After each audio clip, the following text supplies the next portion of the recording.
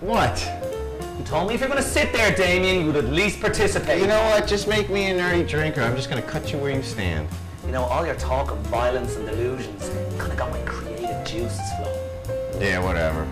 Just make me a drink.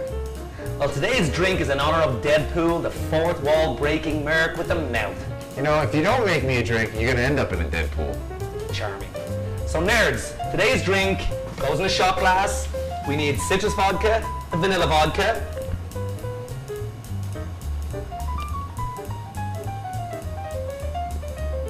We'll add some grenadine.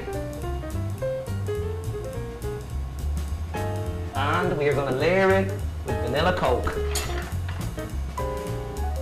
Don't worry if the Coke sinks, it's full of sugar. It'll be alright.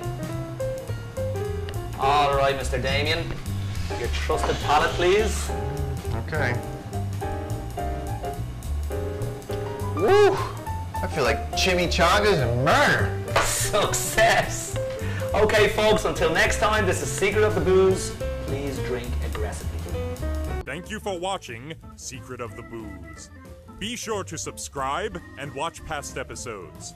As always, if you have a geeky cocktail, let us know in the comments below.